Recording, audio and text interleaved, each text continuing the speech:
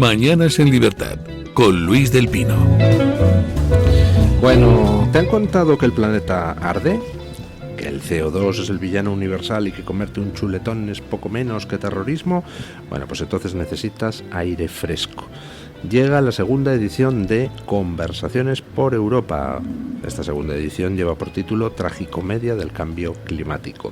Será una velada con mesas redondas, ciencia sin miedo y algunas dosis de humor incómodo, porque cuando los discursos se convierten en dogmas, pues conviene reírse. Organiza Vox con su eurodiputado Juan Carlos Girauta. Hoy, jueves 15 de mayo, a las 7 de la tarde, en el nuevo Teatro Alcalá, aquí en Madrid. Hay entradas gratuitas disponibles en las redes sociales de Vox Europa, o si se acercan ustedes a la taquilla, pues también la pueden conseguir hasta acabar existencias. Hoy, 15 de mayo, a las 7 de la tarde, nuevo Teatro Alcalá. Tragicomedia del cambio climático. Luego hablaremos con Girauta un poquillo a partir de las 9 para que nos cuente qué es lo que podrán encontrar ustedes si se acercan a estas jornadas. Pero tenemos con nosotros a nuestros tertulianos del día. Don Alberto Serrano, ¿qué tal está usted? Muy buenos días, don Luis, todos los oyentes. En primer lugar, feliz día de San Isidro, en el cual yo me siento tan vinculado. Soy del barrio de San Isidro, en Carabanchel, y estoy bautizado en la Ermita del Santo.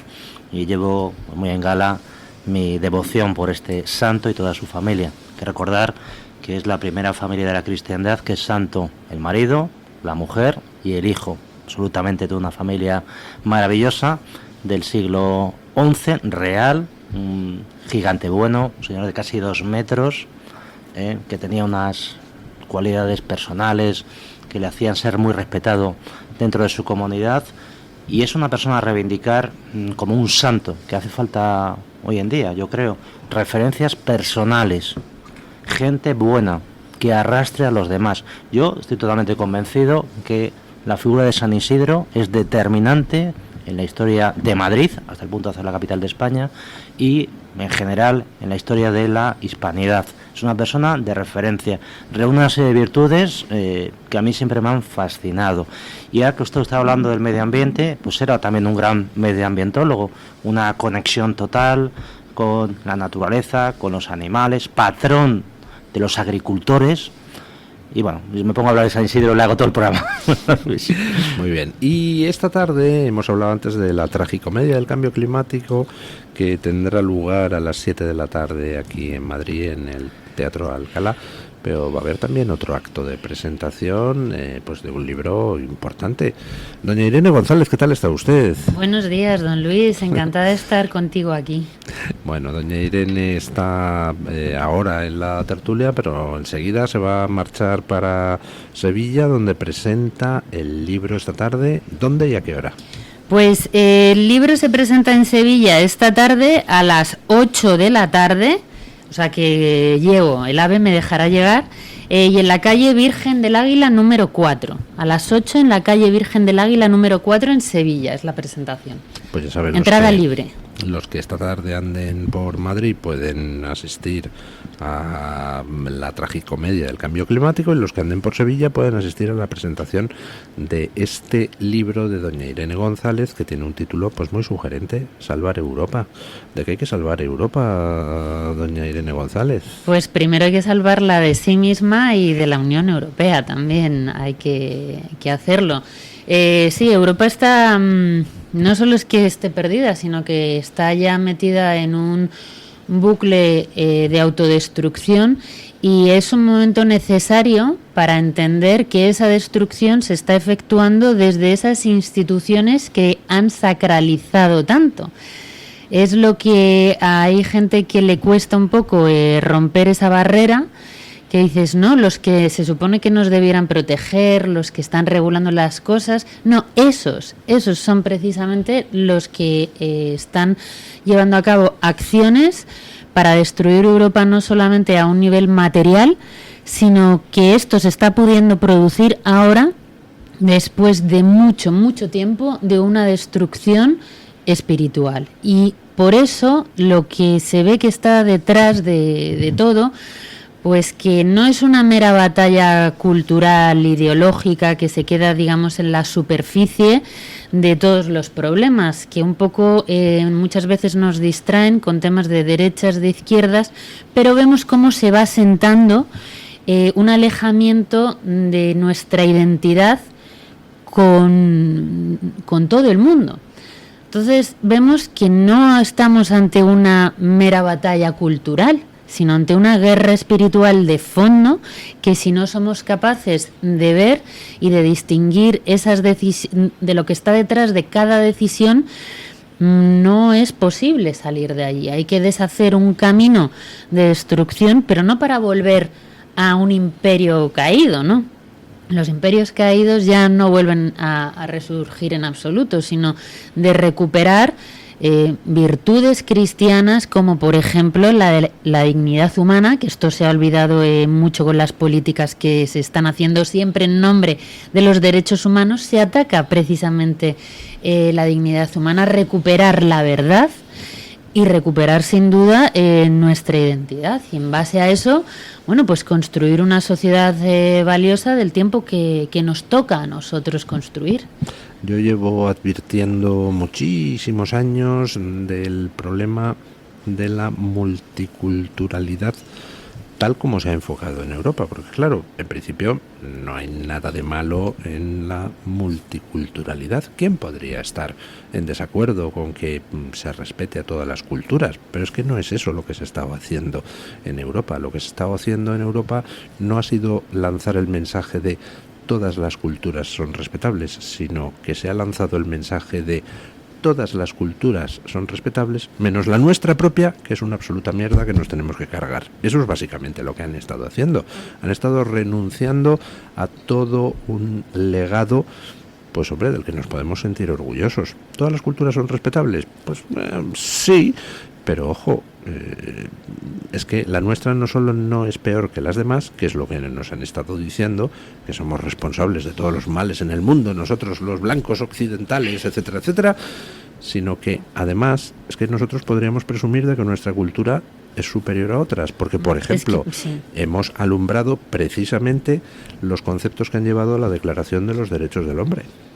Bueno, yo hay un par de cosas que yo entiendo la multiculturalidad de forma distinta. Yo no creo que todas las civilizaciones y culturas sean iguales. No, yo tampoco. Una cosa es que se respete la dignidad humana de todas las personas, y otra es que tú fomentes la instalación de culturas para borrar la que existe, y precisamente la que existe, ¿cuál es? La civilización cristiana occidental, para mí es la más gloriosa, la que ha dado más frutos a lo largo de los últimos 2000 años, que ha producido otras civilizaciones, como pueda ser la hispanidad. Es producto precisamente de la civilización cristiana occidental. No, o sea, si hay una civilización, por ejemplo, la islámica, que está en otros países y demás, bueno, pero ¿por qué tiene que venir precisamente a Europa, donde hay una civilización? Y es ahí donde viene el problema. Se empieza a borrar la identidad no europea, porque no existe una nación europea. Europa es un espacio civilizatorio donde existen distintas naciones fuertes, y entre una de ellas es sin duda España. Cuando se empieza a borrar esa identidad de los distintos pueblos europeos con ese laicismo estatalizante, ¿no?, que en la Revolución Francesa, eso tiene como origen, es el origen de todo lo que sucede luego posteriormente en el siglo XX. Cuando hay gente que ni siquiera reconoce, serán creyentes o no, pero no reconocen que hay una base cultural de la cristiandad. ¿Cómo es posible que ni siquiera lo reconozcan? Porque llevamos muchos años de borrado, donde te dicen que tu identidad es el Parlamento, que tu identidad es una Constitución, que tu identidad son instituciones gobernadas por hombres que se creen dioses. Y entonces es ahí cuando ya estamos en el siglo XX, que se considera, claro, estas instituciones se han sacralizado, se han establecido una serie de mentiras como verdades constitutivas de la sociedad.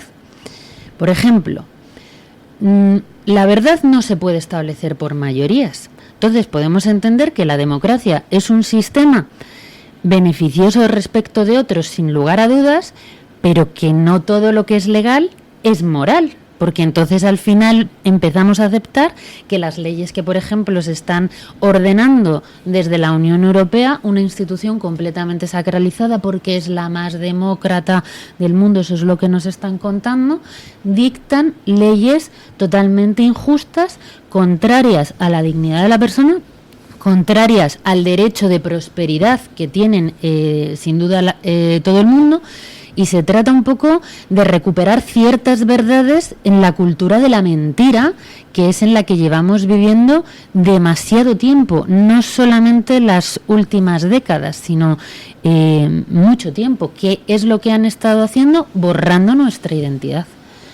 Yo creo que es importante esa distinción que hace usted entre lo que es Europa y la Unión Europea, es decir, Europa y las instituciones que fingen representar a Europa. La Unión Europea no es Europa. Europa es algo muchísimo más grande, muchísimo más antiguo y desde luego que estaba basado desde siempre en una serie de principios que precisamente ahora las instituciones de la Unión Europea pretenden derribar. Por ejemplo, esa dignidad humana. Pero claro, la Unión Europea puede ser lo que nosotros queramos, siempre y cuando nos demos cuenta del problema, volvamos a los orígenes, volvamos a lo que podía haber de ilusionante en esa unión voluntaria de estados soberanos para establecer un espacio común de prosperidad compartida y de libertad compartida, y nos dejemos de esta especie de Unión Europea burocrática que no es otra cosa que una serie, como usted ha dicho, de gente dedicada a la ingeniería social que pretende llevarnos en una dirección que no solo no queremos, sino que además es contraria a todo lo que hemos sido a lo largo de la historia.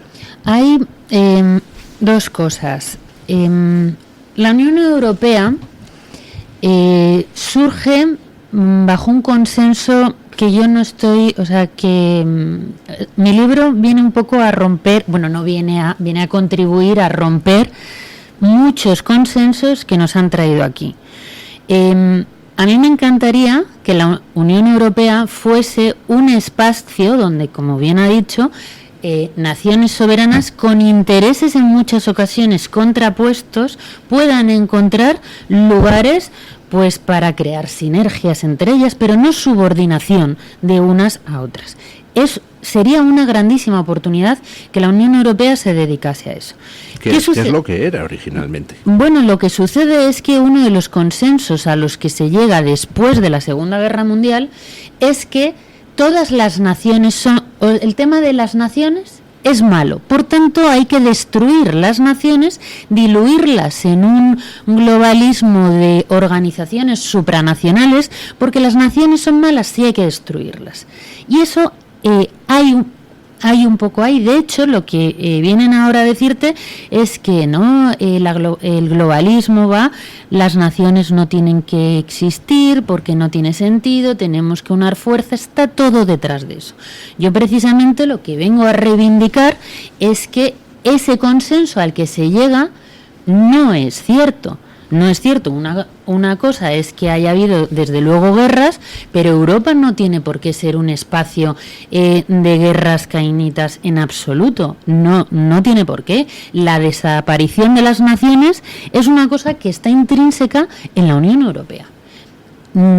Entonces, si se recuperan ciertas inicialmente verdades, no era así. La Unión Europea nace como un espacio de prosperidad compartida, como la famosa Comunidad del Carbón, o Comunidad Europea del Carbón y del Acero, donde básicamente de lo que se trataba era de fomentar la cooperación entre naciones europeas, fomentar el comercio como manera de evitar que en el futuro hubiera más guerras. Y recordemos que en el origen de la Comisión Europea hay un francés, un alemán y un italiano, todos ellos democristianos, que lo que hacen es poner en marcha una cooperación voluntaria entre estados. Luego lo de la ingeniería social y lo de intentar sustituir a las naciones por algo supranacional viene mucho después.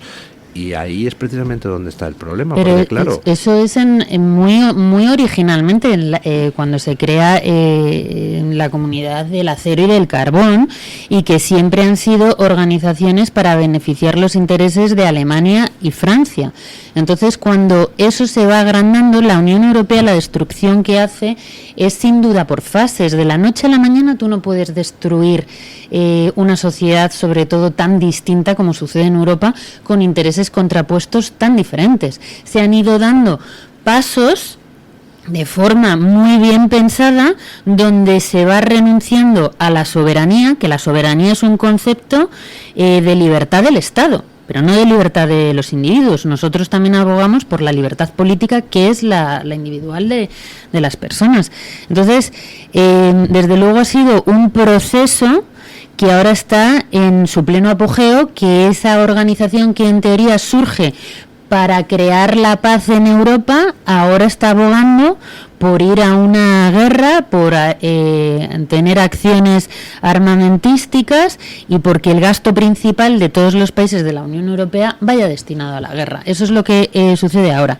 Aunque en el libro, digamos, sí que dedico un espacio, obviamente, a la Unión Europea, pero uno más importante aún es al globalismo antihumanista que está detrás, ¿no?, que de todo esto, porque no son meras acciones de políticos equivocadas en un momento determinado, sino que hay un plan consciente. Hay un plan consciente que tiene, digamos, una cosmovisión y una filosofía que está desde luego en el antihumanismo, en el transhumanismo, y todo esto no se puede entender sin todo lo que ha sucedido, por ejemplo, estos años Bueno, pues esta tarde, recuerde usted dónde va a ser la presentación del libro en Sevilla. Pues va a ser en Sevilla a las 8 de la tarde en la calle Virgen del Águila número 4. 8 de la tarde, Sevilla, calle Virgen del Águila número 4. Presentación del libro Salvar Europa, de doña Irene González. Pausa publicitaria y nos sumergimos en la actualidad. El Toro TV también es Radio Libertad. ¿Tu piel ha perdido firmeza? ¿Tus articulaciones están más rígidas? La fórmula de Aminopac contiene aminoácidos precursores del colágeno y vitamina C necesarios para la salud de tu piel, huesos y articulaciones. Dale a tu cuerpo lo que necesita para producir colágeno con Aminopac. Pídelo en tu herbolario o farmacia o visita ahora mederinutrición.com. Está harto de que le hagan esperar al teléfono, de que no le expliquen las ventajas de la contratación en sus seguros. Ahora puede contar con Incos. Le damos un trato personalizado y le ofrecemos un ahorro en sus seguros. Así que no espere más y llame a Incos al 91 032 69 47. ¿Te han contado que el planeta arde y que comerte un chuletón es terrorismo climático? Vuelve Conversaciones por Europa con su segunda edición, Tragicomedia del Cambio Climático. Ciencia sin miedo, humor incómodo y mesas redondas para desmontar el dogma verde. Organiza Vox con Juan Carlos Girauta, jueves 15 de mayo, 7 de la tarde. Nuevo Teatro Alcalá. Entradas gratis en redes de Vox Europa o en taquilla hasta completar aforo. ¿Quiere anunciarse en la radio y no sabe por dónde empezar? En Radio Libertad le brindamos la oportunidad de promocionar su negocio en una emisora comprometida con la libertad de expresión. Aproveche nuestras ofertas exclusivas para nuevos clientes. Además, si aún no tiene su anuncio preparado, no se preocupe, nosotros lo creamos por usted. Contáctenos hoy mismo a través de publicidad@radiolibertad.es o llámenos al 91 732 4895. No lo piense más, anúnciese en Radio Libertad. La libertad en tu radio. Presentamos Navarretinto, probablemente la mejor explotación de cerdos ibéricos de España, situada en la dehesa extremeña. Durante la montanera, los cerdos se alimentan de bellota de encinares sostenibles. Nuestra denominación es de bellota 100% ibérico, mención exclusiva pata negra. Navarretinto tiene como norte la excelencia. Si le gustan los productos ibéricos, llámenos al 91 625 0228. Con total garantía de satisfacción. Disfruta de la radio, del medio de comunicación más creíble. Radio Libertad, Madrid 107.0.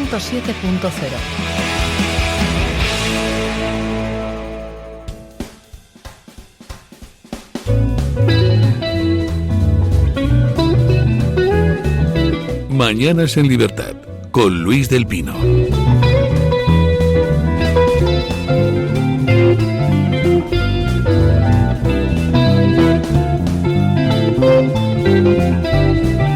Bueno, quería don Alberto Serrano hacer algún comentario sobre la entrevista a doña Irene González. No tanto sobre la entrevista de Irene González, que me parece fenomenal. No, simplemente comentar que, un poco a propósito de lo que decían de la Unión Europea, simplemente recordar que en aquellos años 50, que es cuando se constituyen todas estas organizaciones supraeuropeas, pues, o supranacionales de Europa, en paralelo surge el Tratado de Londres, que en el año 49 surge el Consejo de Europa, que lo tenemos un poquito apartado. El Consejo de Europa, el objetivo fundamental, establecer una unión de valores, digamos, democráticos, sobre una serie de principios que generó el Tribunal Europeo, actual Tribunal Europeo de Derechos Humanos, para establecer un espacio, sobre todo en defensa del Estado de Derecho, dentro de toda la que es Europa. Y en paralelo surgió, como bien ha apuntado usted, tanto la Comunidad Económica del Acero y el Carbón, que ahora estaría de moda por todas las relaciones, y también el Euroton, en el año 51, un comercio, por así decirlo, restringido para este tipo de materiales. Y posteriormente se expandió ya en el año 57 con lo que ella se llamaba entonces la Comunidad Económica Europea, que, como bien ha dicho, tenía por único exclusivo objetivo establecer un mercado común, liberar de aranceles y que de algún modo se fomentara ese comercio interior dentro de Europa. Y esto fue así. Pero eso es lo que dicen años, originariamente. Pero a partir de aquí hubo una serie de reformas trascendentes que alteraron este esquema, que se mantuvo durante 30 años funcionando, yo creo que de manera correcta. Empezó todo con el Tratado de Maastricht en el año 92, en que se produjo una ampliación de competencias. Tratado de Ámsterdam, Tratado de Niza, todo eso le dio un poderío a la Unión Europea, hasta el punto que con las competencias transversales que se ha dotado, los principales problemas de España a día de hoy se resuelven en la Unión Europea. Lo estamos viendo con temas tan trascendentes incluso como la amnistía. Es el marco ahora mismo jurídico de referencia que está por encima de todo lo español, tanto a nivel legal como a nivel judicial. ¿Y nos hemos enterado de esto los españoles? ¿Lo aceptamos? Yo creo que no. Y precisamente en ese asumir competencias, lo que no han ido esas competencias aparejadas es con un sistema de control por parte del ciudadano. Es decir, es que el ciudadano sigue sin enterarse lo que vota. Yo el otro día... no me refiero a eso. Sí. Un momento, es que, vamos a ver, yo el libro precisamente empieza, o dices, ¿esto de dónde viene, no? Ideológicamente o en un sentido filosófico. Muy bien apuntado lo de Maastricht, porque precisamente la Unión Europea da un avance enorme cuando, después de la caída del muro de Berlín. Después de la caída del muro de Berlín, que estamos en esa victoria, ¿no?, de la democracia liberal, estamos que todo el mundo ya piensa exactamente igual, se avanza en todo caso a una homogeneización absoluta de todas las políticas, que cuando hablan de homogeneización se refieren a absorción de poder. No significa otra cosa. La homogeneización es eso. Entonces, Maastricht no fue ayer. Es que han pasado ya demasiadas décadas. Yo, por ejemplo, hay generaciones que es que no conocen otra cosa. Entonces, llega un momento en el que tenemos derecho, las siguientes generaciones, a decir, oye, el marco que había en la caída del muro de Berlín no tiene nada que ver con el que hay ahora. Y tenemos, desde luego, derecho a reseñarlo, y en esas identidades que quedaron completamente diluidas ante un triunfo ideológico liberal, socioliberal realmente, pues estamos donde estamos, sin ningún tipo de identidad en los países. Nos han dicho que nuestra propia identidad, pues que eso es una cosa anticuada, que tenemos que ser algo pues fluido, moderno, abierto, y que todas las culturas son exactamente iguales, la multiculturalidad. Se habla mucho en mi libro sobre la islamización de Europa. Todo eso tiene un fondo que es que es ideológico. Y luego las instituciones, el Consejo de Europa que mencionabas, que pertenece a la ONU, organización globalista por excelencia, actualmente, bueno, no actualmente, sino desde hace muchísimos años, pues sí, tú te puedes mirar sus estatutos si quieres, y son unos estatutos impolutos, te dicen que todo es por el bien y demás. ¿Cuál es la realidad detrás de todo eso? Que hemos cedido que el Estado sea el que establezca la moral en la sociedad. Y eso es que sucede posteriormente, que un día te dicen que los valores que tú puedes tener en tu sociedad son, no, sí, la democracia, la igualdad, la libertad, y posteriormente esa tríada de libertad, igualdad y fraternidad se transforma en ¿qué?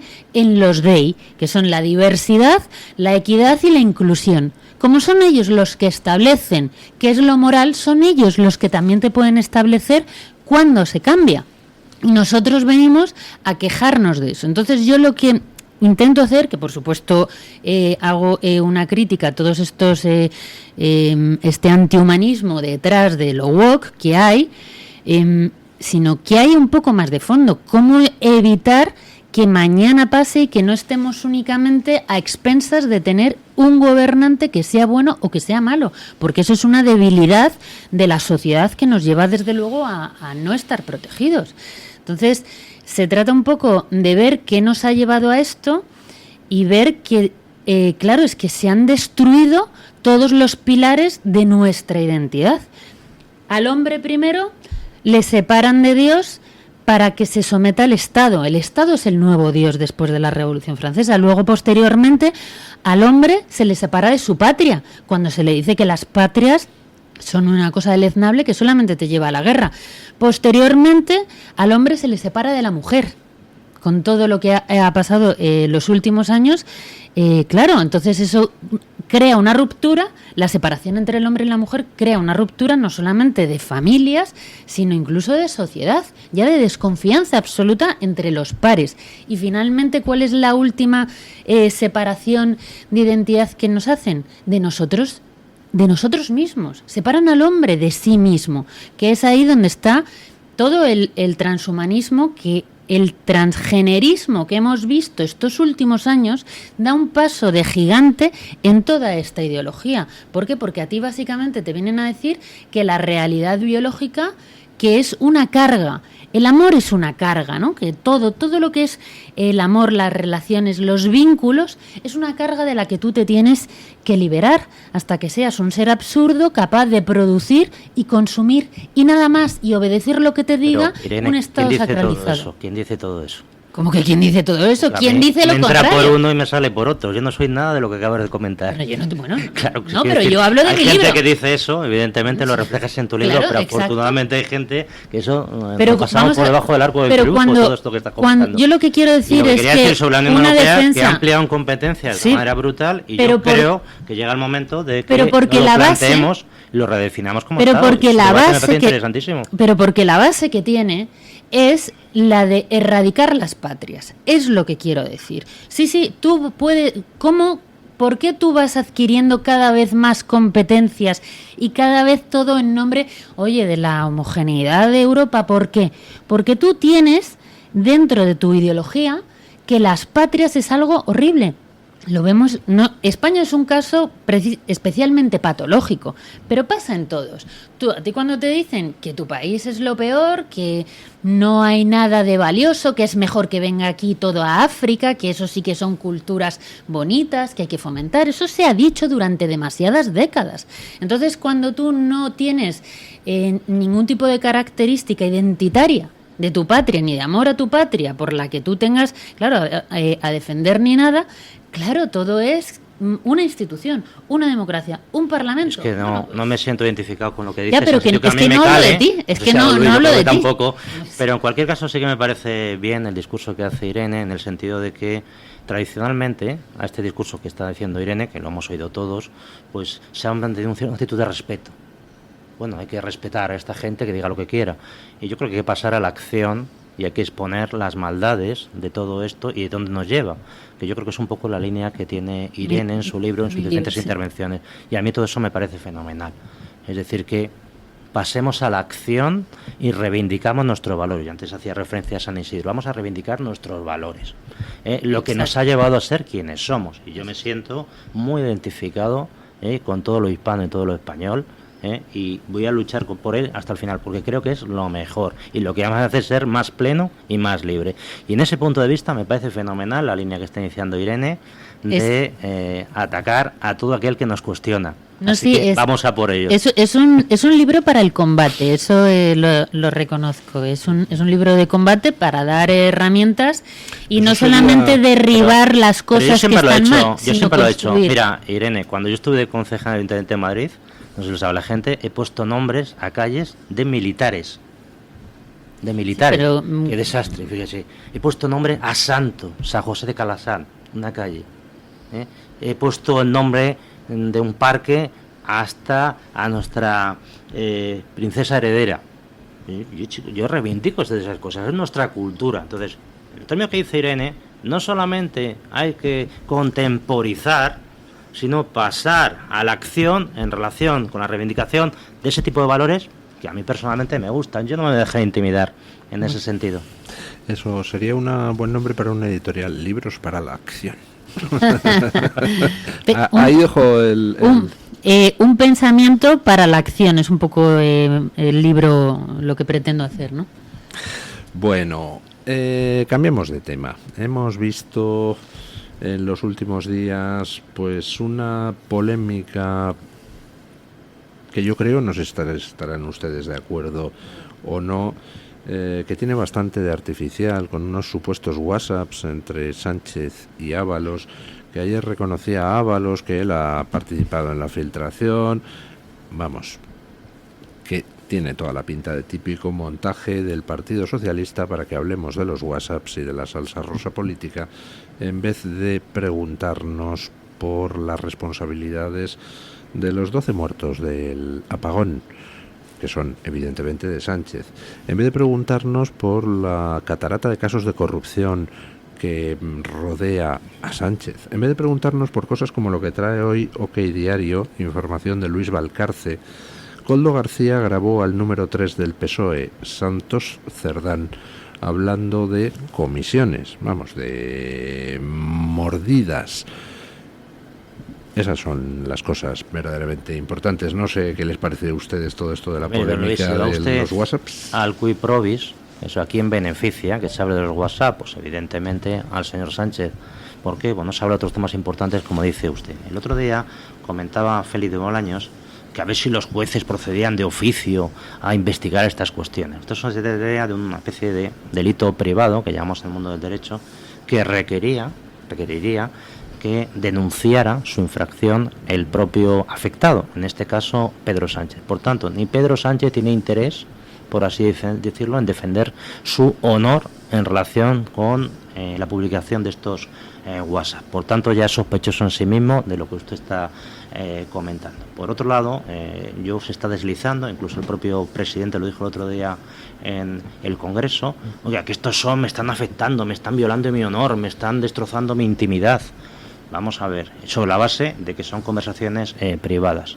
En ningún caso una conversación de este tipo, a mi modo de ver, es privada, en la medida que lo que están hablando nos afecta a todos y desde luego tiene un interés general saber quién es de verdad, sin careta, el presidente del gobierno. Por tanto, hay una cobertura legal más que suficiente para su publicación. De igual modo que había una cobertura legal que es la misma cuando se publicó lo de Luis Sé Fuerte y que nos interesó todos en ese momento la opinión de Mariano Rajoy. Yo creo que eso sería entrar en el juego. Es decir, hay cobertura legal, claro, hay cobertura legal, pero además, si es que lo han inventado ellos mismos, los WhatsApps. O sea, es que veo a Sánchez y a Ábalos, los dos sentados en la mesa redactando, y ahora tú dices que me contestas con una cita de Quevedo. Bueno, y otra cosa, don Luis, es que yo creo que es de interés general para todos nosotros saber quiénes son nuestros políticos. Están en política. Hay una hipocresía en política absolutamente generalizada. Dicen una cosa y luego hacen lo contrario. Véase Rejón, etcétera, etcétera, etcétera. Por tanto, es de interés general saber la verdadera opinión sobre los temas de este señor, Pedro Sánchez. Por otro lado, no hay que confundir que el tono sea macarrónico, que el tono sea barrio bajero, que el tono sea chabacano, con que eso sea necesariamente una conversación privada. No, es que estos hablan así. No, pero es que yo voy más lejos, don Alberto. Sí. Yo lo que digo es que es mentira. No es que sea privado o no sea privado. Dice. O sea, lo que digo es que los WhatsApps son inventados. Es que puede ser verdad. Ha reconocido ayer que él ha participado en la filtración. Entonces, apliquemos la lógica. Pero, don Luis, ¿Ábalos va a mostrar los mensajes reales?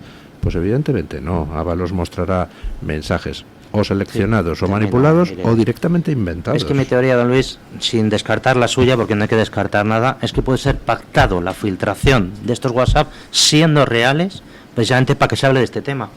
Sí, yo estoy de acuerdo, que es pactado. Eso sería otra ¿A usted qué posibilidad. sensación le da, doña Irene? Yo creo que esto es un aviso de Ábalos a Sánchez, porque los WhatsApp que se están filtrando no nos dicen absolutamente nada nuevo. Hablan de la personalidad de Pedro Sánchez, que no nos sorprende, que es un tío que vive en un estado psicopático, de miedo de todo el mundo, de desconfianza de todo el mundo, de desprecio, que exige una humillación y sumisión a todos sus colaboradores, y él está como generando malestar dentro de lo que es el Partido Socialista para que, bueno, haya jaleo ahí dentro, y desde luego que a la persona más irascible de todo este país, que es Pedro Sánchez, esté ahora mismo un poco desquiciado por los rincones. Pero hay una cosa que sí que creo que merece mucho la pena de mencionar, que es el contenido de uno de los mensajes que se ha filtrado de WhatsApp, que es el relacionado con el rescate de Air Europa. En uno de esos mensajes, Pedro Sánchez está diciendo: tengo un amigo invisible, prácticamente dice, que me comenta esto. Lo que le comenta, que viene a decir que, oye, Air Europa es una compañía que a lo mejor sí que habría que proceder al rescate por el carácter estratégico que tiene pues una compañía aérea, especialmente en el entorno del Brexit, y no permitir en ningún caso que sea adquirida por un grupo que es británico, como es en el que está Iberia. Y también le menciona este amigo invisible que tampoco estaría bien que ese rescate fuese para la familia de los Hidalgo. A este respecto, dos cosas. Uno, lo que está diciendo este amigo invisible del presidente tiene mucho sentido. Es curioso que él, con 700 u 800 asesores, tenga que recurrir a conocidos de hace muchos años. Que dices, ¿para qué está entonces toda esta gente? No le están asesorando una cosa muy importante. Es importante que efectivamente tú, ante una situación ante sectores estratégicos, hay quien considera que todo tiene que estar liberalizado, pues entonces no acudas a ningún rescate. Y luego, si consideras que es un sector estratégico para el Estado y vas a intervenir en el rescate, lo suyo es que ese dinero de los ciudadanos vaya para que haya una presencia significativa del Estado posteriormente en la compañía. ¿Qué sucede con todo esto? Que vemos el resultado. Air Europa fue rescatada para la familia Hidalgo. Sabemos que la familia Hidalgo tenía relaciones con la mujer del presidente, contactos con la mujer del presidente, contactos con otros.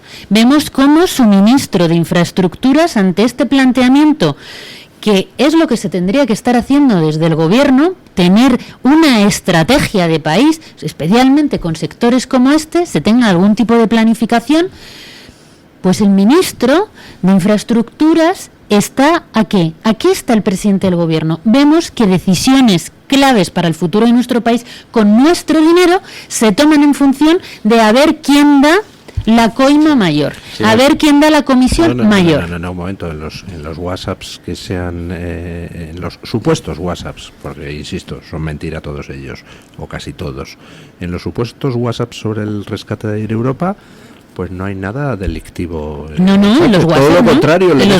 Le dejan a Sánchez bien, Sánchez preocupado porque sí, la empresa exacto. no dependa de Inglaterra. Eso es. Conclusión. Eso son WhatsApps inventados, pactados entre Ábalos y Sánchez, para dar una versión del rescate de Air Europa que, lejos de implicar a Sánchez en ningún delito, lo que hacen es blanquearle. Por eso no me creo nada. Pero vemos el resultado, vemos que al final se rescató Air Europa y que el Estado no tiene una participación significativa en una empresa estratégica, con lo cual... Pero ahí no hay materia penal. Yo no hablo de... eso lo tendrán que decidir los jueces. Yo lo que quiero decir es que en España nuestra clase política y dirigente está tomando decisiones estratégicas con nuestro dinero, no en función del bien común, no en función de los intereses de país y en un plan a largo plazo. Se están tomando este tipo de decisiones en función de unas posibles comisiones, y es ahí el drama de la destrucción precisamente de nuestro país, la corrupción absoluta de las élites que no tienen planes nacionales, que se desecha toda deseo de que a España le vaya bien, eso que denostan tanto como el patriotismo. Todo eso está detrás de esta decisión que hemos visto del rescate de Luis, Europa. Si me permite, siendo verdad lo que dice usted, que no le comprometen demasiado sus WhatsApp a Pedro Sánchez, pero evidencia un fondo que a mí me parece peligroso. En primer lugar, fuera de los organismos consultivos de información al presidente, hay un señor, que no sabemos quién es, que le dice lo que tiene que hacer. Hay apuestas sobre quién es ese señor. La que va ganando es Ábalos.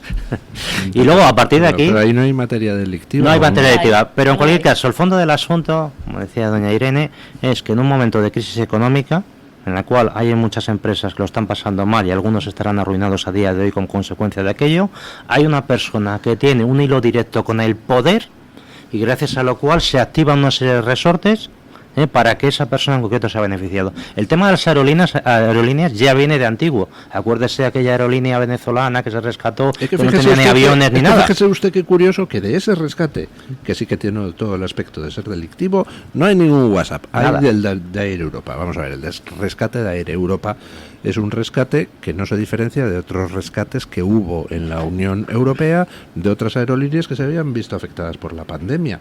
Entonces, en lo del rescate de Air Europa, a menos que saliera un mensaje donde se viera que alguien estuvo pagando a Begoña Gómez o a Pedro Sánchez o al PSOE por hacer ese rescate, a menos que tuviéramos algún mensaje de ese estilo, y no lo hay, no sería un rescate delictivo, ni tampoco sería un rescate inmoral. Yo llevo publicando hace muchos años que también existe la corrupción legal. ¿Usted quiere decir esto es legal? Bueno, puede ser legal, pero es retorcer las instituciones para beneficiar a una persona que me lo dice un señor que me manda un WhatsApp. No, pero y esto no debe ser la manera de actuar de las administraciones. Pero, insisto, en otros países europeos hubo rescates similares a aerolíneas que estaban quebradas por la pandemia. O sea, y además hay una razón que se puede estar de acuerdo o no, pero que se puede invocar. Pero si yo no le digo que no sea legal, don Luis, yo no le estoy diciendo que no sea legal. Que incluso sería moral en el sentido de si tenemos un sector estratégico como es la aviación, que corre el riesgo de quebrar en toda Europa, pues salen los gobiernos al rescate de las compañías de aviación. Sí, pero que no solo, pero esa participación, ese dinero, ese rescate, no es del Partido Socialista, insisto, es de los españoles. Sí, bueno, pero ustedes entrando al trapo de considerar que es que esos mensajes son ciertos, que no lo son. Lo siento. Bueno, yo creo que ha filtrado aquello que no perjudica a Pedro Sánchez a nivel delictivo, porque puede ser un aviso de Ábalos. Ábalos tampoco es tonto. Ábalos no se va a autoinculpar con las cosas que publica, y cualquier cosa que se publique más en detalle, por ejemplo, del rescate de Plus Ultra, pues 3/4 partes de lo mismo. Estos son como avisitos, como a mandarte una cabeza de caballo. Desde el momento en que Ábalos ha reconocido que él ha participado en eso, yo lo siento, doña Irene, le puedo hacer esta tarde una ristra de mensajes donde usted me dice a mí una serie de cosas, yo le contesto otras, y todos falsos, creados en una tarde. Yo creo que son dos cosas... Yo, abundando lo que dice usted, perdóneme, no ha denunciado Pedro Sánchez esto ante los tribunales, por tanto lo está consintiendo. Mañana habrá otro mensaje, pero es que son dos otro cosas WhatsApp, distintas. No lo ha denunciado y podría tratar de impedirlo, bloquearlo. Los mensajes interesantes, ¿cuáles son? Los mensajes interesantes son... No, cero. Todos esos mensajes que ha filtrado Ábalos y que ha sacado El Mundo no valen para absolutamente nada, y yo, me jugaría una cerveza a que el 90% de ellos son falsos, creados simplemente con un programita, que hay programitas para crear conversaciones de WhatsApp falsas.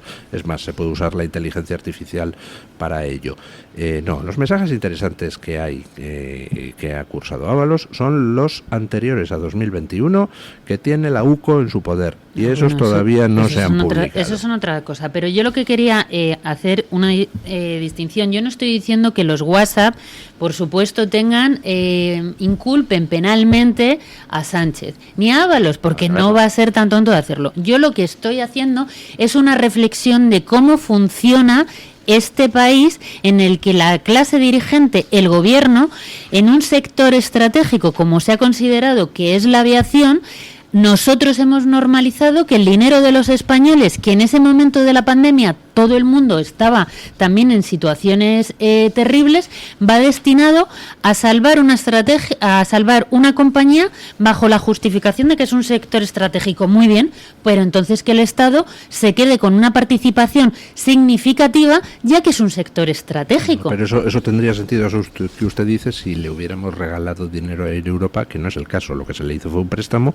que Air Europa ha devuelto o está en vías de devolver, entonces ahí no ha lugar a que el Estado adopte una participación porque no ha puesto dinero, simplemente ha hecho un préstamo. Bueno, pero ese préstamo no lo han recibido otras empresas que también podrían. Sí, y al margen del fondo, necesitado.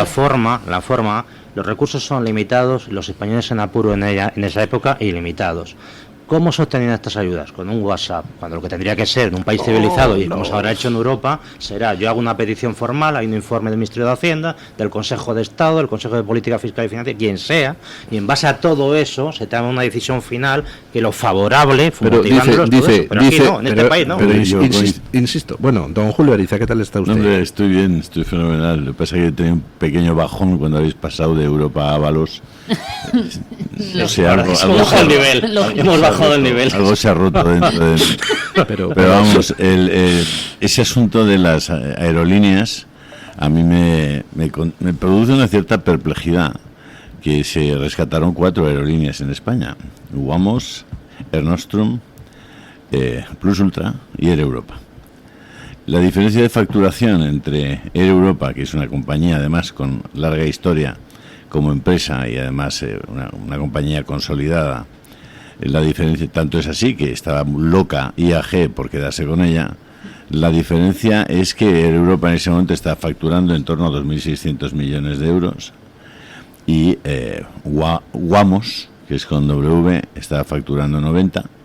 Volotea estaba facturando en torno a los 550 y Volotea recibió casi la mitad de lo que recibió Air Europa, recibió 200 millones de rescate. Yo no he escuchado ni un solo comentario de cómo es posible que una compañía que no sé si tenía 3 aviones o 2, dice, ¿usted está alguna vez en Nueva York? Y dice, sí, dice, una o ninguna. Pues Volotea no sé si tenía un avión o 0 y recibió 200 millones. No sé si la gente se ha puesto a indagar de quién es Volotea o a indagar de quién es Air Nostrum en Valencia o a indagar de quién es Wamos. Bueno, todas ellas tenían unos niveles de facturación y de beneficio y de resultados que además hacían altamente probable que si les daban un crédito, un préstamo participativo, cualquiera de las dos cosas, no pudieran devolverlo. Bueno, pues a mí eso me produce mucha perplejidad, ¿no? Porque dices, ¿por qué era Europa? Bueno, porque Javier Hidalgo conocía a Begoña. Bueno, entonces te hacemos una raya muy clarita entre lo que podía proceder empresarialmente y desde un punto de vista estratégico como nación, como país, o lo que eran unas relaciones un poquito viciadas, un poquito raras, ¿no? De amistad entre unos tíos que tienen una compañía aérea y una señora que era la presidenta la mujer del presidente, ¿no? Bueno, pues eso yo lo entiendo. Hasta aquí, cojonudo. El otro lado no. Dice, vamos a de usted toda la información. Explique usted por qué le dieron a un préstamo enorme a Celsa o a Barcelona Steel. En todo el asunto, que es lo que a mí me parece más grave, de cómo se repartieron tanto los fondos de rescate como los famosos Next Generation, la opacidad es tal que no hemos podido siquiera saber a quién se lo han dado. Tampoco hemos podido conocer los criterios por los que se los daban. Entonces, yo lo que digo es, vamos a ir a la raíz del asunto, vamos a ir en serio por el problema, porque es que no estamos hablando de 400 millones, estamos hablando de 75.000 millones. Que es la primera partida, que ni siquiera sabemos si han sido capaces de destinar a alguien todos los millones. Yo creo que no han podido siquiera. Es decir, la burocracia y la ineficacia, la incompetencia, la estupidez de los que nos gobiernan hace que ese dinero que podía estar en manos de gente haciendo cosas todavía no haya ni siquiera sido entregado. No sé, sí, eso es lo si que me yo permite, lo veo así. Quería contar una pequeña anécdota personal que refleja lo que estamos hablando. A mí hace 20 o 25 años trataron de contratarme en la administración y, digamos, para que motivara una serie de informes. Entonces, esto estoy hablando hace 20 o 25 años, no estaba ni Pedro Sánchez ni nada por el estilo. Y entonces mi trabajo consistía como externo en, me daban 2 montones de expedientes. Los de la izquierda tenía que estimarlos y los de la derecha desestimarlos. La motivación ya la buscaba yo. Al revés, suele ser al revés. Los de la izquierda son los que hay que desestimar y los de la derecha los que hay que estimar. Entonces, yo en mi santa inocencia... No. Los expedientes de la izquierda se estiman todos, los de la derecha se desestiman. En mi santa inocencia descubrí que había expedientes de la izquierda que eran exactamente igual que los de la derecha. Y yo dije, oye, parece que hay un error, porque este tipo de expedientes los estamos desestimando. Y dicen, no, perdóname, no has entendido tus funciones. Tus funciones son argumentos jurídicos, encontrar argumentos jurídicos sólidos, líquidos, gaseosos, del tipo que sea, de tal manera que yo motive lo que estoy diciendo aquí en un sentido y en el otro lado en el sentido inverso. ¿Vale? A continuación de eso decidí hacerme funcionario para no tener que someterme a ese régimen tiránico. Esto hace 25 años y creo que va mucho peor. Y esa concesión de ayudas es ese mismo procedimiento de la izquierda y de la derecha, estimar, desestimar. Bueno, pausa publicitaria y seguimos. El Toro TV también es Radio Libertad. ¿Quiere anunciarse en la radio y no sabe por dónde empezar? En Radio Libertad le brindamos la oportunidad de promocionar su negocio en una emisora comprometida con la libertad de expresión. Aproveche nuestras ofertas exclusivas para nuevos clientes. Además, si aún no tiene su anuncio preparado, no se preocupe, nosotros lo creamos por usted. Contáctenos hoy mismo a través de publicidad@radiolibertad.es o llámenos al 91 732 4895. No lo piense más. Anúnciese en Radio Libertad. La libertad en tu radio. Escápate de Madrid. Ven al restaurante El Torreón en la cima del Monte del Pardo. Las mejores carnes y pescados desde 40 euros, vino incluido. Carne picaña brasileña y lomo de buey auténticos. Disfruta de su famosa paella con langosta y de grandes vinos y licores en sus amplísimos salones climatizados y terrazas. Cocina abierta de 11 de la mañana a 1 de la noche. Parque infantil, gran parking. Restaurante El Torreón. Naturaleza a 10 minutos de Madrid. Reservas en restauranteeltorreón.com. Escúchanos y no te pierdas nada. Síguenos en redes sociales y entérate antes que nadie de nuestros contenidos, entrevistas y momentos destacados. Búscanos como Radio Libertad en todas las plataformas y únete a nuestra comunidad. Conéctate y vive la libertad en tu radio. ¿Te han contado que el planeta arde y que comerte un chuletón es terrorismo climático? Vuelve Conversaciones por Europa con su segunda edición, Tragicomedia del Cambio Climático. Ciencia sin miedo, humor incómodo y mesas redondas para desmontar el dogma verde. Organiza Vox con Juan Carlos Girauta, jueves 15 de mayo, 7 de la tarde. Nuevo Teatro Alcalá. Entradas gratis en redes de Vox Europa o en taquilla hasta completar aforo.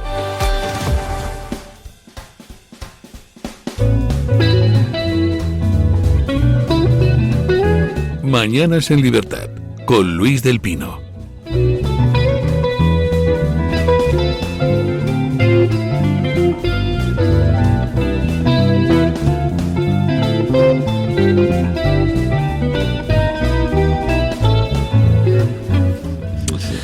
En fin, tenemos datos que nos llegan del otro lado del Atlántico sobre una operación de desinformación, de intoxicación masiva, pues de las más escandalosas de las últimas décadas. Acaban de sacar un periodista de la CNN y un periodista de Axios, es decir, no son precisamente periodistas de los de Viva el Fascio Redentor, sino periodistas de medios progres, un libro que se llama Pecado Original, donde narran toda la masiva operación para ocultar que Estados Unidos estaba gobernado por alguien con demencia senil. Cuando los medios no progres pusieron sobre la mesa los datos de que Biden no estaba en condiciones mentales adecuadas, y cuando todos veíamos que Biden no estaba en condiciones mentales adecuadas, los medios progres se dedicaron a decir que por supuesto que estaba en condiciones mentales adecuadas y a ocultar toda información que pudiera contradecir esa versión oficial. Con lo cual, durante mucho tiempo, los maletines nucleares no sabemos en manos de quién han estado. No sabemos en manos de quién han estado las decisiones geoestratégicas de los Estados Unidos. No sabemos en manos de quién han estado las órdenes presidenciales que repartían dinero a expuertas. Bueno, con episodios dantescos como, por ejemplo, en una recepción, Biden resulta que le estrecha la mano a George Clooney y no sabía quién era. ¿Quién es George Clooney? Bueno, esto demuestra hasta qué punto no, es que a mí me confunde con él habitualmente, por eso lo digo. Sobre todo cuando toma usted café. Exactamente. Bueno, se demuestra una vez más que se ha producido una connivencia absolutamente repugnante entre clase política, clase empresarial y clase periodística, que ha llevado a campañas de manipulación de la opinión pública brutales. Pero que justo esto que acaba de mencionar, perdón por volver a referirme al libro, pero es un capítulo del libro que se titula ¿Quién está a los mandos?, y donde hago referencia a episodios de Biden, especialmente en el debate que tiene en una precampaña con Trump en la última etapa, donde se ve claramente que esta persona no es la que toma las decisiones en la Casa Blanca, o al menos no durante las 24 horas y los 7 días de la semana. Lo que lleva a preguntarnos que quién realmente está mandando detrás de esas impolutas instituciones de la democracia que nos dicen, y detrás de esos medios de comunicación tan independientes que nos dicen. Entonces, cuando ya ha habido una fusión absoluta entre ciertos poderes económicos, financieros y el Estado, pues, claro, ¿quién manda? ¿Nosotros a qué representantes estamos eligiendo? Este poder surge por el bien común de la comunidad política que pueda ser la patria, o está respondiendo las decisiones a ciertos lobbies que están detrás de una marioneta. Hace muchísimo tiempo que las decisiones se toman en lugares como el Foro de Davos, por ejemplo. Claro, pero el tema de Biden ha sido esencial para ver que el presidente de los Estados Unidos, esa figura tan todopoderosa, no era el que tomaba las decisiones. A mí me parece de broma estar hablando de esto. O sea, en el primer minuto en el que toma posesión de la presidencia de los Estados Unidos Biden, se ve que Biden está fatal, que Biden no dura 2 meses, que Biden no es capaz de tomar decisiones, que se hace pis, que lo llevan con pañales, que no sabe quién es, que tiene dobles, que lo usan 2 dobles sistemáticamente para poder representar, porque es que no da para más. Pero eso, estos que escriben, estos de la CNN, parece que son un poco tontos, porque si han tardado 4 años o 5,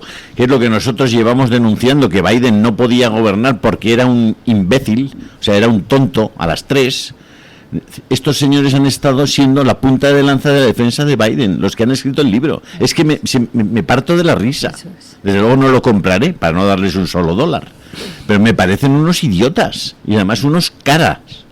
O sea, vamos a ver, que hay un ordenador, un laptop que llaman los que aparece en una tienda en Nueva York, y ahí están todas las pruebas de consumo de estupefacientes, utilización de menores para no sé qué, de lo que en Ucrania estaba llevándose y lo que había hecho Biden obligando al gobierno ucraniano a cambiar al fiscal porque estaba buscando pruebas contra su hijo, que se estaba llevando la pasta de todas las maneras.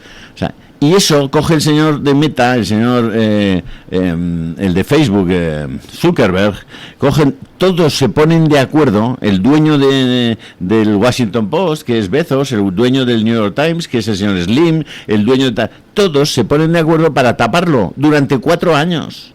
Durante 4 años tapan algo que era un escándalo de bigotes y que no hubiera seguido ni un solo minuto más el señor Biden. Tú decías antes, cui prodest. ¿A quién beneficia?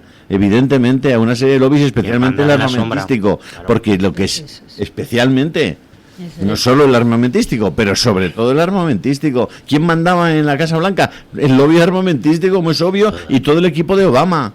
Como se veía cada día en las decisiones que se tomaban, en las gentes que iban incorporando a los ministerios. Por favor, hombre, y me viene a vender un librito, ¿qué? ¿Cómo ganar $1 millón en 5 minutos? Joder, lee usted este libro. No, y además durante todos estos años, cómo ha funcionado la democracia es que todo el mundo que cuestionaba a Biden era un conspiranoico. Claro. Si alguien más iba indagando, no, es que estáis diciendo cosas contra el Estado de Derecho y alguien que ha sido votado. Esto es un golpe de Estado blando, decía Nancy Pelosi cuando alguien cuestionaba el estado mental del presidente del gobierno. Entonces, cuando ya se han caído las vestiduras de cómo realmente funcionan ciertos poderes hasta tal punto, hombre, pues creo que llega el momento de desacralizar ciertas cosas, como por ejemplo lo que decían los grandes medios, que hay que proteger al presidente, todo porque están protegiendo no unas ideas, sino unos intereses de unos lobbies que están enfrentados al bien común de los ciudadanos. Bueno, ¿cómo está la cosa, chicos? Pues volvemos a Europa, hombre. Salvad Europa. Salvar Europa. Soldado Europa. Bueno, yo es que creo que las acciones para salvar Europa pues ya están en marcha, ¿no? Se está produciendo un referéndum. Sí, la reacción. Estamos trabajando. ¿Estamos en eso? ¿Estamos en ello? Bueno, a ver, repasemos. Bueno, Aznar no está trabajando en ello. Aznar está con el señor Murdoch, del que es consejero, trabajando contra Trump. Es lo que hace el señor Aznar, que yo creo que ya le falta un hervor, vamos. Pero hay que ser conscientes también que quienes están dando pasos para salvar y recuperar pues ciertas verdades y nuestra identidad, pues que tiene sus consecuencias graves. Hemos visto cómo Marine Le Pen ha sufrido un acoso absoluto hasta llegar a la inhabilitación. También hemos visto, por ejemplo, en Rumanía, que van a ser las elecciones ahora en los próximos, este fin de semana, el domingo son, cómo se saca de la carrera presidencial al que ha vencido, al que viene posteriormente, después de las primarias, se le intenta también boicotear. Vemos en todo, Fico, también en su país, en Chequia.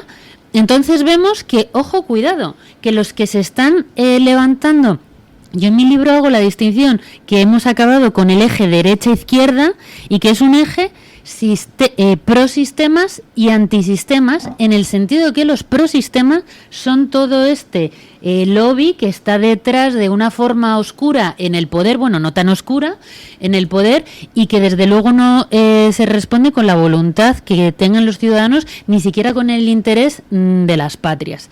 Entonces, aquellos movimientos políticos que vemos en Europa de reacción de la nueva derecha que quiere recuperar pues una identidad de los países y una soberanía para no acabar completamente destruidos, tiene sus consecuencias graves.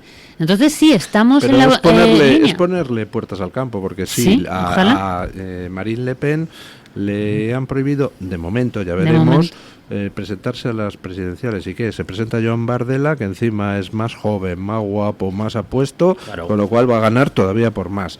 En Rumanía quitan a Georgescu. Vale, sí, pues ahora se presenta Simión y va a ganar las elecciones. Pero llevan una campaña de millones y millones de euros en Rumanía contra Simión, que hace que las encuestas en este momento dan un empate. Las encuestas le daban a Simión para la primera ronda de las presidenciales un 31% y sacó el 41%. Bueno, o sea, vale, te lo compro. Te lo digo porque sí que ha habido una grandísima campaña con muchísimo dinero por en medio para acabar con Simión.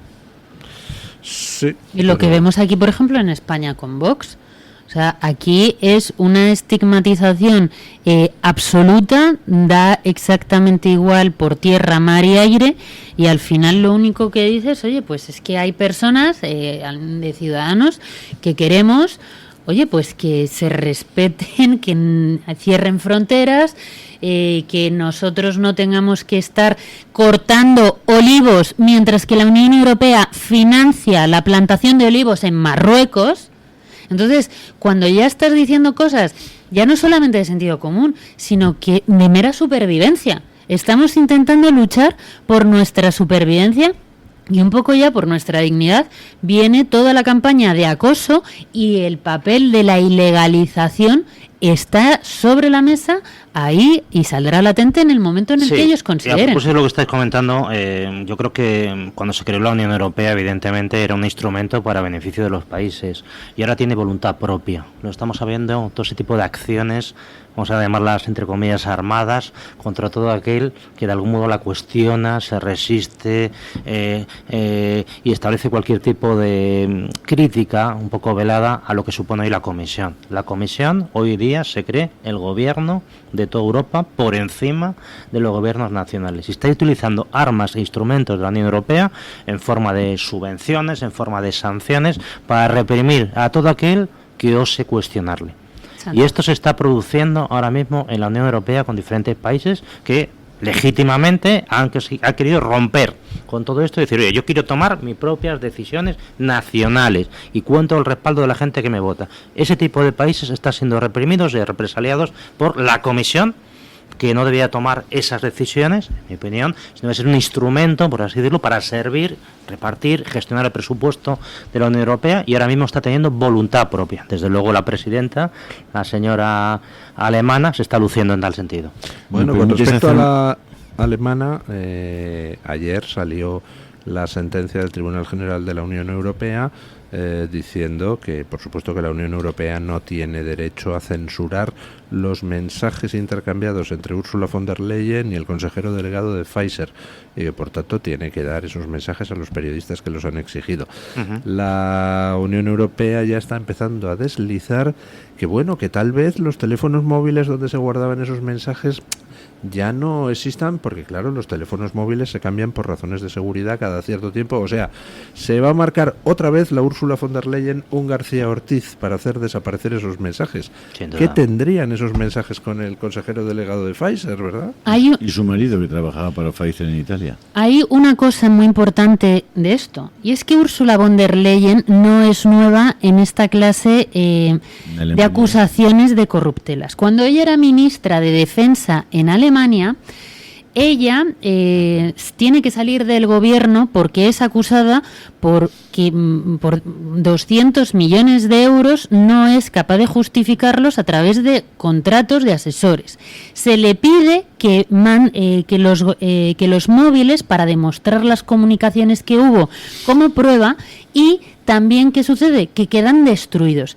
Los tribunales alemanes dicen que solamente el mero hecho de haber destruido dichos móviles con las pruebas, porque eran móviles de la ministra de Defensa oficiales, ya es suficiente para iniciar una causa. Pero claro, sale de ministra de Defensa de Alemania con estas corruptelas y aparece de presidenta de la Comisión Europea. Y ahora es el mismo modus operandi. Volvemos a ver que los que están en puestos clave, la presidencia de los Estados Unidos bajo Joe Biden, la presidencia de la Comisión de la Unión Europea, Ursula von der Leyen, son marionetas de otros poderes que necesitan a personas que están corrompidas para poder hacer de ellas lo que quieran. Y esta señora, como bien decía Julio, con un marido en Pfizer, que no se pueda aportar ni un solo mensaje de las comunicaciones durante la época del COVID, que se firmaron miles y miles de millones de euros en contratos, 75.000 millones de euros de contratos, que no se puede acceder a ningún solo mensaje, pues es que ya es claramente evidente todo lo que hay detrás. No se puede mantener la ficción de una democracia con la Unión Europea. El otro día, cuando estuvo en Valencia, doña Úrsula se reunió con un grupo de asociaciones de afectados de la Dana, digo entre comillas, porque lo que le planteaban esos señores es que todo lo que pasó en la Dana es como consecuencia del cambio climático. Y ella sintió, dio la razón. En este tema, lógicamente, hay un debate que trasciende incluso lo político, llega a lo científico. ¿Cuáles son las causas reales, las inmediatas, las mediatas, de esa auténtica desgracia para esos valencianos y, por tanto, españoles? Bueno, pues esto es discutible. Pues Ursula von der Leyen dio la razón a todos estos señores que decían, esto es como consecuencia del cambio climático. A continuación, ¿qué es lo que hay que hacer? Potenciar políticas que repriman todo esto y tal, en la línea que le está marcando. Con lo cual, esta señora toma un partido político trascendente en un tema que lógicamente es discutible. Pero lo lleva haciendo otra vez uno. más el otro día en Valencia. Me pareció indignante. Pero si es una mujer que cuando se presenta Giorgia Meloni a las elecciones advierte a los italianos de a quién no tienen que votar. Sí, por eso. Pues si es una hija de Satanás. Sí, nunca mejor dicho. De todos modos, Luis, yo, si me permite, solo por no dejarlo escapar, si hay algún tema que esta semana me ha producido repugnancia, ha sido la publicación por parte de Última Hora en Baleares del dato de que prácticamente la totalidad de las niñas tuteladas en Baleares por el gobierno balear están siendo prostituidas. yo ver que después de esa publicación no ha habido ni un solo movimiento entre los jueces y los fiscales de todas las islas, me produce, yo ya siento aversión por determinados jueces y determinados fiscales y determinadas instituciones públicas. Totalmente. Y hemos visto además otro caso también en Barcelona de una menor tutelada que estaba siendo explotada y violada sistemáticamente por uno al que han detenido. Me parece muy bien que le detengan a él y a todos los compinches que han participado en las violaciones, pero ¿y a los responsables de la Generalidad de Cataluña o de algún ayuntamiento catalán de quien dependiera la tutela de esta menor? ¿No se les va a detener igualmente? Porque aquí parece que lo de ser tutelado por el Estado no conlleva para el Estado ninguna obligación. Es decir, yo como padre, si a un hijo mío le pasa algo, por supuesto que me exige responsabilidades la justicia. Si por mi negligencia a mi hijo le pasa algo, ¿al Estado no se le exige responsabilidades por parte de la justicia? Que yo creo que es urgente la creación de un equipo o de equipos multidisciplinares que estén velando constantemente por la situación de todos los menores tutelados, no solamente en centros tutelados, sino aquellos que son arrancados de la custodia de sus padres por diferentes motivos, algunos seguramente que son aceptables, pero otros seguro que no, y que haya un equipo de gente o equipos de gente que estén vigilando, cada hora de la realidad y de la vida de esos niños y de esas niñas. Y que esos equipos sean vigilados, porque ya hemos visto que no solamente desde las instituciones hay pasividad y, digamos, tienes una responsabilidad. No, es que hemos visto que gente de dentro de los centros de menores son los que precisamente hacen de enlace, si no de otras cosas, como se vio en el caso del exmarido de Mónica Oltra. Y luego, cuando hay alguien que se lo recuerda, en vez de defender a las niñas indefensas, atacan, insultan a periodistas en la sala del Congreso y les expulsan de maneras violentas, como bajo el nombre de fascismo. Estamos en esa situación en la que la denuncia de niñas en situación de vulnerabilidad que son violadas, vejadas y tratadas no solamente bajo la pasividad de las instituciones, sino en muchas ocasiones con la colaboración directa, instituciones como la Fiscalía no hace nada.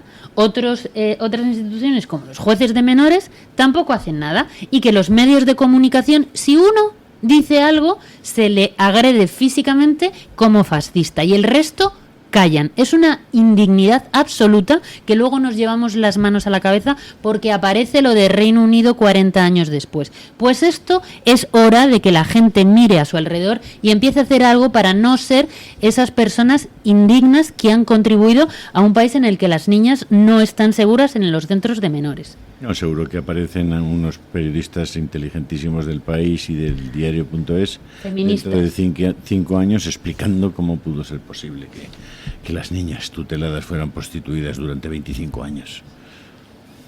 Pues las feministas, seguro que son ellas las que son las que ahora te agreden por decir algo.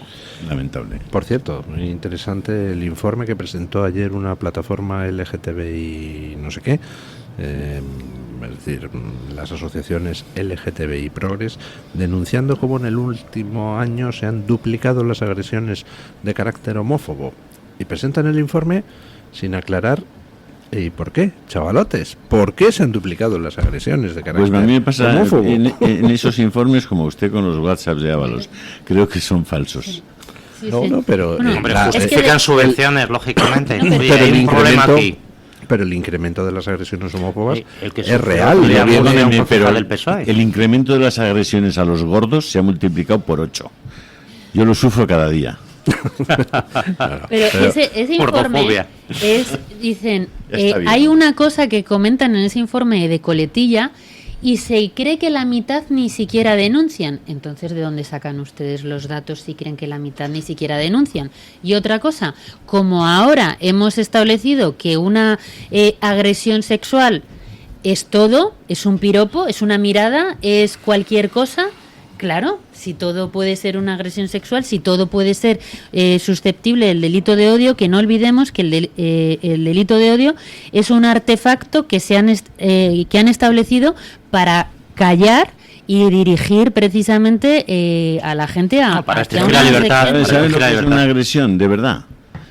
Cuando esos colectivos entran en los colegios y agreden a menores, les agreden, los manipulan y les hacen muchísimo daño. Eso sí son agresiones que hay que tener en cuenta y hay que cortar, porque esos son niños, no son adultos, esos son niños. Pero todas las agresiones, o sea, y las agresiones homófobas están en pero a menores especialmente. Aumentan los musulmanes en España, claro, aumentan las agresiones eso es lo que no denuncian estas aumentan los musulmanes oficiales. en España, aumentan las agresiones a mujeres de forma grupal, la humillación a las mujeres por la calle, la forma de tratarte, por supuesto, claro que sí, viene una cultura terriblemente hostil y denigrante para la mujer. Quien crea que eso no le va a afectar a ella o a sus hijas o a sus hijos están muy equivocados. La última agresión homófoba que vimos en la tele fue cuando agredieron a un concejal del PSOE, que precisamente era de este tipo de materias. ¿Y sabe dónde le agredieron? ¿Se acordarán? En un kebab. Claro. Casualidad. Doña Carmen Carbonell, ¿qué dicen nuestros oyentes? ¿Esa flor? Pues Carmen. Don Luis lo sabe y es Madre que esta mía. mañana nos hemos puesto chulapos. ¿Vais ahora al baile ese de...? A la pradera de San Isidro. Chotis. Un chotis, ese que se baila en una baldosa. Chula pa mía. Es que estamos así, don Voy Julio. a hacerte emperatriz de Lavapiés. Porque somos muy de tradiciones en esta casa. Nos gusta además conservar cosas como, por ejemplo, la fiesta nacional. Yo esta tarde voy a ir a los toros, así se lo cuento, para celebrar este San Isidro. Don Luis, nos escriben muchas personas preguntando por el evento con Juan Carlos Girauta, que se celebra esta tarde a las 7 de la tarde. Las entradas online, me han informado desde su departamento de prensa que están agotadas, pero hay posibilidad de adquirir algunas en taquillas porque a veces pues pasa que la gente no puede ir. Entonces yo les puedo animar a que se acerquen a las 7 de la tarde, un poquito antes. Al nuevo si Alcalá. quieren. Exacto, al nuevo Teatro Alcalá, que está en la calle Alcalá. ¿Pero en qué Exactamente, creo que es porque es la calle más larga de Madrid. es la que está como llegando a Goya, para que se hagan ustedes una idea, si no me equivoco. Eso está muy bien. Voy a confirmar este dato para no mandar a la gente a un sitio al que no es. Efectivamente, está en la confluencia con la calle Jorge Juan, en el número 62. Para que se hagan un poco la idea, detrás Alcalá, de la plaza, exacto, detrás de la plaza de Felipe II, por ese entorno muy cerquita del Retiro. En fin, les invito a que se acerquen. Si no tuvieran entradas, pues luego se pueden dar un paseo por el Retiro. También es una cosa muy bonita. Y además, como es a las 7 de la tarde, pues disfrutando de una buena tarde de San Isidro.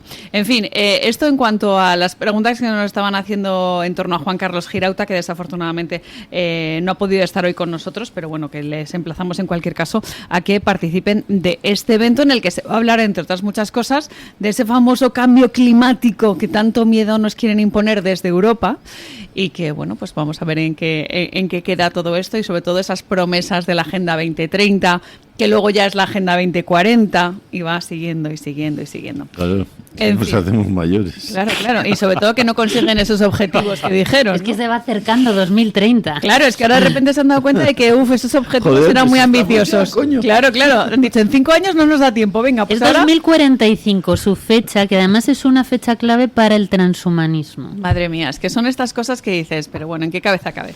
En fin, en cualquier caso... Yo todavía recuerdo que Al Gore dijo que para el 2014 iba a desaparecer el hielo estival ártico.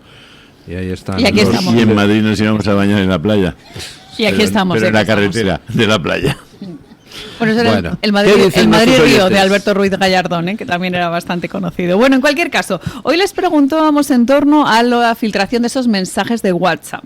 Ayer les preguntábamos de dónde creían que había salido y hoy decíamos que una vez comprobado... Y nuestros oyentes, muy listos, votaron mayoritariamente por la opción Ábalos. Esto es Ábalos el que lo está filtrando. Y en este caso les decíamos que una vez que habíamos comprobado que Ábalos había participado en esa filtración de los WhatsApp, la pregunta era que si creían que lo había hecho con o sin la autorización de Pedro Sánchez. ¿Hasta qué punto está Pedro Sánchez involucrado en estos mensajes? Esta es la pregunta de hoy. Entonces puede ser o con la autorización, sin la autorización, o no lo sabemos. A ver, ya sabemos lo que han contestado los oyentes y tú lo has inducido todo el día. Luis. ¿Yo? Sí, con la autorización de Sánchez. con la autorización y no ha bloqueado en ningún caso en pedir publicar más WhatsApp. Eso, pero es una respuesta inducida por las... O don Julio, de sentido común también, ¿eh? Porque claro... Es que don Luis es puro de sentido común. Pues será eso. El 55%... Que usted invita a un café, hombre. Con torrendo. Al torrendo, mejor. Hoy además pueden utilizar rosquillas de San Isidro, las tontas listas y las de Santa Clara, aprovechando para enriquecer su desayuno. El 55% de los encuestados dice que es con autorización, hay un 31% que dice que sin autorización y hay un 14% que no lo sabe. Les leo algunos comentarios de Twitter. Rosita Fortuny dice que es una cortina de humo más para que no se hable del hermanísimo, de la mujer desaparecida, del apagón, de los trenes, de las cifras del paro, de la ruina que están dejando a España. Jesús Ingunza dice que es que hasta ahora solo ha salido cotilleo, estilo Sálvame. Exacto. O sea, igual hay algún mensaje que tenga un poquito más de chicha. En las publicaciones de YouTube, Pedro Pérez dice que Ábalos simplemente está avisando, diciendo lo que puede ocurrir si le meten en la cárcel, añadiendo que podría tener, pues claro, lógicamente algunos mensajes con más sustancia. Y un último comentario del chat de YouTube nos lo deja Marusha, que dice que si ella se entera que su jefe le llama pájara a sus espaldas, mínimo le pide explicaciones, pero en cualquier caso no le ríe la gracia como ha hecho Margarita Robles. Pajarilla. Sí.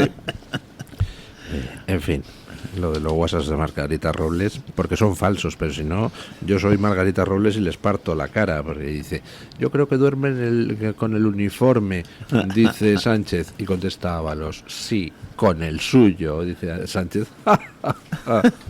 Yo soy Margarita Robles y les parto la cara. Si fueran ciertos los bajita. WhatsApps, pero ya lo digo. Es muy bajita, para partir de la cara a Sánchez hay que saltar. Bueno, muchísimas gracias, don Alberto, doña Irene. Muchas gracias. Muchísimas gracias, don por Julio. la irrupción. Sí, usted. Pido perdón, más bien. No. Usted es inherentemente disruptor.